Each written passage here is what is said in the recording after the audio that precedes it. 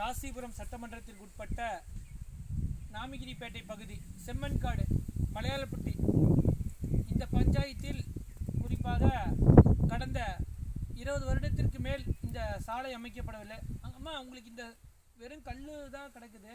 இந்த சாலை எவ்வளோ நாளாக இப்படியே இருக்குது? இது 20 வருஷமா இப்படி தான் இருக்குது. இப்போ போன ஆட்சியில் கல் மட்டும் போட்டிருக்கிறாங்க. எங்களுக்கு தார் ரோடு போட்டு கொடுத்தா கொஞ்சம் சௌரியமாக இருக்கும்.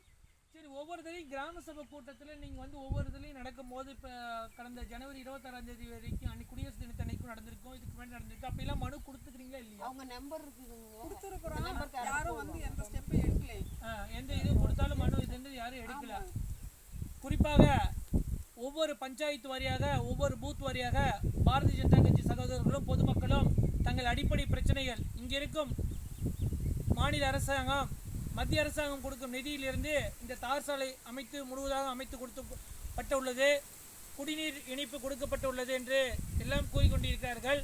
ஆனால் இந்த சாலை கடந்த 20 வருடங்களுக்கு மேல் கப்பி மணலாக வெறும் கல்லு ஜல்லியாக இந்த குழந்தைங்கலாம் கூட நீங்களும் இந்த குழந்தைங்களை வச்சுக்கிட்டு கூட இப்போ இந்த ரோட்டில் நம்ம சிரமத்துக்கு தான் போய்கிட்டு இருக்கிறோம். ஏன்னா இங்கே பார்த்தீங்கன்னா இங்கே ஒரு மின் மயானம் இருக்குது. இந்த மின் மயானத்தில் இங்கே இருக்கிற சுற்றுவட்டார பகுதியில் மக்கள் சுமார் மின் மயானம் அமைச்சு தராங்க. இங்கே ஒரு சுடுகாடு இருக்குது. இந்த சுடுகாட்டில் கிட்டத்தட்ட பார்த்தீங்கன்னா ஒரு 2000 குடும்பங்கள் இதை பயன்படுத்துகிறாங்க. அதனால் பார்த்தீங்கன்னா இந்த சாலை இப்படி தான் இருக்குது. ஆனால் இங்கே இருக்கிற வட்டார வளர்ச்சி அலுவலரும் இங்கே இருக்கும் கிராம நிர்வாக அலுவலரும் உடனடியாக இங்கே தார் சாலை அமைப்பதற்கு நடவடிக்கை எடுக்க வேண்டும்.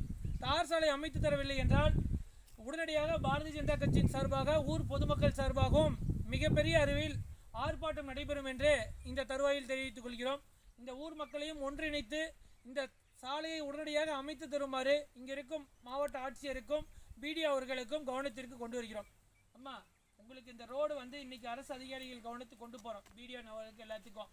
இந்த ரோடு உங்களுக்கு வந்து அமைச்சு தரல அப்படின்னா அவங்க ரோடு ஃபார்மேஷன் இதுன்னா நாங்கள் தொடர்ந்து மத்திய அரசு கவனத்துக்கு கொண்டு போகிறோம். இல்லைன்னா நம்ம ஊர் மக்கள் எல்லாரும் சேர்ந்து போராடுவோம். சரிங்களா?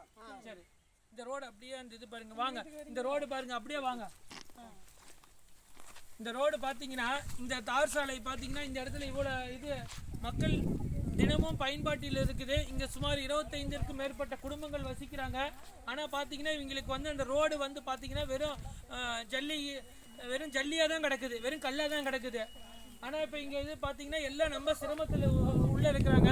அதனால் உடனடியாக தார் சாலை அமைத்து தருமாறு இங்கே இருக்கும் அதிகாரிகளை கேட்டுக்கொள்கிறோம். சரிங்கம்மா, அவங்க பண்ணீங்கன்னா நம்ம வந்து மக்களை ஒருங்கிணைத்து நீங்கள் இருக்கிற தகவல் கொடுக்குறோம். அந்த அம்மா நம்பர் டெய்லி